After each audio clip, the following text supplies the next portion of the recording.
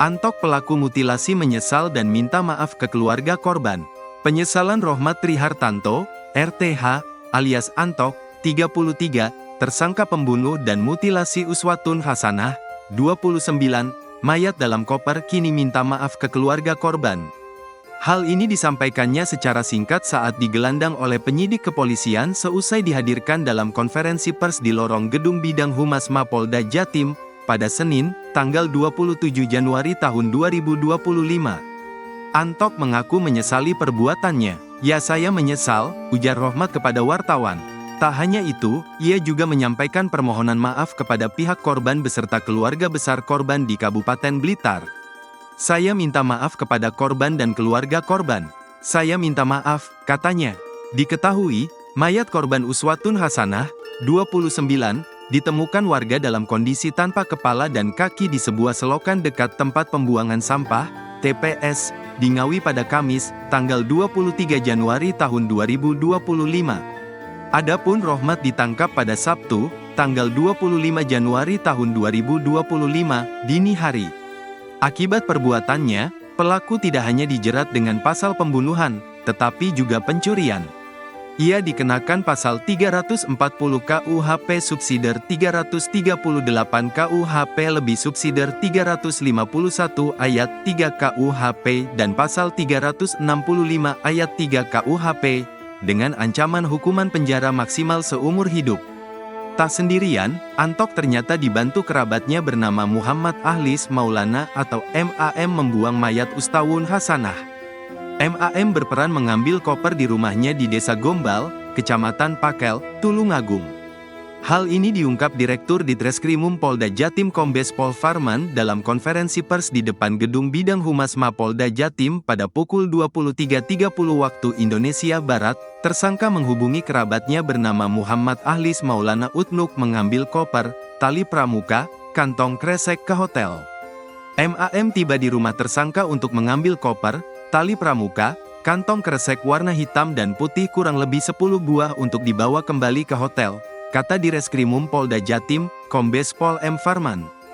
Dalam perjalanan menuju hotel, keduanya singgah di sebuah minimarket untuk membeli pisau buah yang kemudian diduga menjadi alat mutilasi.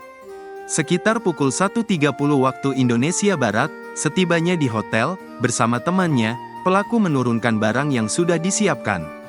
Selanjutnya, tersangka menyuruh MAM dan meminta untuk dijemput lagi di pagi hari sekitar pukul 5 waktu Indonesia Barat, ujarnya. Sesuai dengan jadwal, MAM kembali ke hotel untuk menjemput tersangka sambil membawa koper merah dan bungkusan plastik yang berisi potongan tubuh korban. Keduanya lantas menuju rumah kosong nenek tersangka di Dusun Banaran, Tulungagung, dengan menggunakan mobil Suzuki R3 milik korban. Dalam sebuah rekaman CCTV, MAM sudah menemani tersangka sejak dari hotel dengan menggunakan kostum serba hitam. Namun, saat ini polisi masih mendalami peran MAM. Sementara hasil pemeriksaan yang bersangkutan adalah masih kerabat dari tersangka. Kemudian dimintai tolong untuk mengantar tersangka ini ke rumah neneknya di daerah Tulungagung, rumah kosong, katanya. Polisi belum mengumumkan status MAM saat ini karena masih dalam penyelidikan lebih lanjut. Potensi keterlibatan MAM dalam proses eksekusi masih didalami tim penyidik. Farman juga menegaskan, saat proses penangkapan, tersangka tidak sedang bersama MAM. Namun, pihak Polda Jatim menegaskan yang bersangkutan telah diamankan. MAM sudah kami amankan. Namun, untuk peran akan kami dalami apakah perbuatan dari kerabat turut melakukan perbuatan pidana atau tidak, ucapnya. Sementara dalam rekaman CCTV tidak menunjukkan aktivitas MAM membantu tersangka untuk eksekusi. Peran sementara hanya sebatas antar jemput, tuturnya. Motif tersangka, setelah didalami oleh pihak kepolisian, alasan tersangka melakukan pembunuhan dan mutilasi dilatar belakangi rasa sakit hati dan cemburu. Hasil dari pemeriksaan terhadap tersangka diketahui motifnya adalah korban sakit hati dan cemburu, kata Direskrimum Polda Jatim, Kombes Pol M. Farman kepada awak media pada Minggu, tanggal 27 Januari tahun 2025. Tersangka yang mengaku sebagai suami siri korban merasa sakit hati karena korban ketahuan pernah bersama dengan laki-laki lain di dalam kos. Korban pernah ketahuan memasukkan laki-laki ke dalam kos korban, sementara tersangka di sekitar kos mengaku sebagai suami siri dari korban, ujarnya. Kemudian, tersangka juga mengaku korban sering meminta uang. Di tanggal dan tempat yang sama saat kejadian, tersangka telah menyiapkan uang 1 juta rupiah untuk diberikan kepada korban. Korban sering minta uang ke pelaku.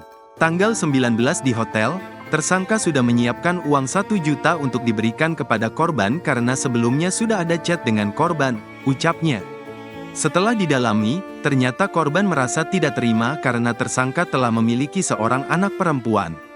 Karena merasa kesal, korban mendoakan anak perempuan tersebut dengan kalimat kurang baik sehingga membuat tersangka yang notabene sebagai ayah merasa sakit hati.